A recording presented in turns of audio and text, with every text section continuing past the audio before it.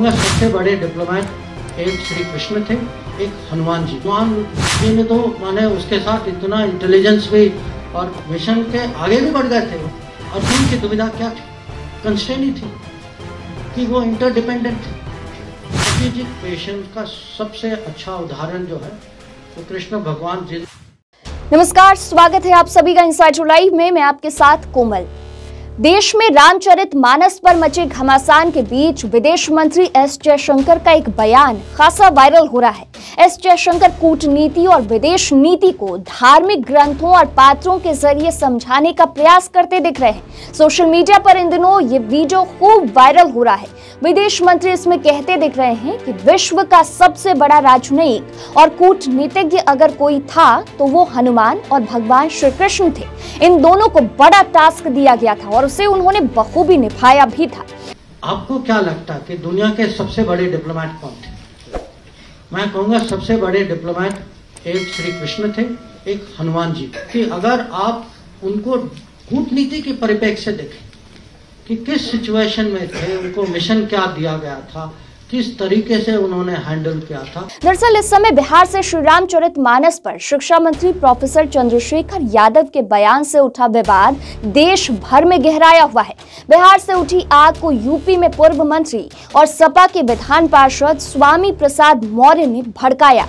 उन्होंने रामचरितमानस में आपत्तिजनक बात लिखे जाने को लेकर इसे बैन करने की मांग कर डाली।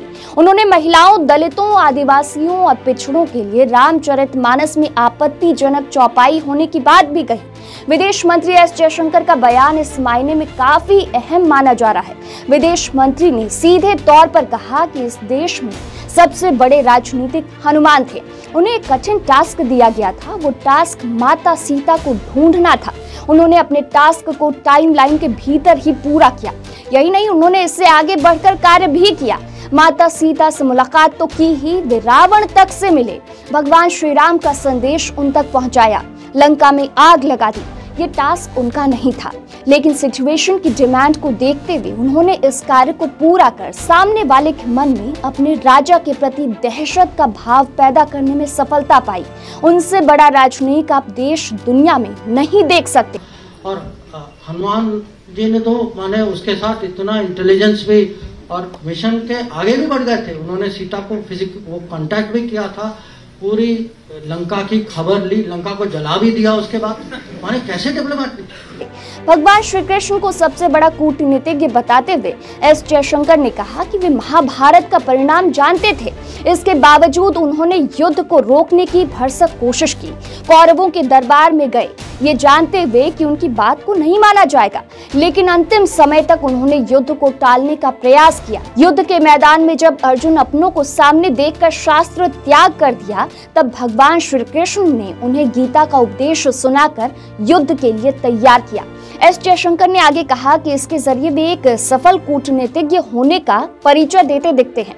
उन्होंने कहा कि एक सफल कूटनीतिज्ञ वही होता है जो एक समय में किसी समस्या का समाधान करने की कोशिश करे, लेकिन समस्या आ जाए तो उससे निपटने के लिए लोगों को तैयार भी करे। ये उसकी सबसे बड़ी पहचान होती है। श्री कृष्ण इस कार्य में संपूर्ण व्यक्तित्व के रूप में पहचाने जा सकते हैं। कि अगर आप कहें अरे आज मल्टीपोलर वर्ल्ड है, उस समय भी अगर कुरुक्षेत्र के मैदान में क्या हो रहा था, वो मल्टीपोलर भारत था जिसमें अलग अलग राज्य थे। सबको कहा गया कि आप उनके साथ हैं, मेरे साथ हैं। एक दो नॉन अलाइंड निकले बीच, जैसे बलराम थे या रुक्मा थे। या अब हम कहते हैं कि ग्लोबलाइज दुनिया है, इंटरडिपेंडेंस है, हम सब पे ये बाधाएं हैं, कंस्ट्रेंट।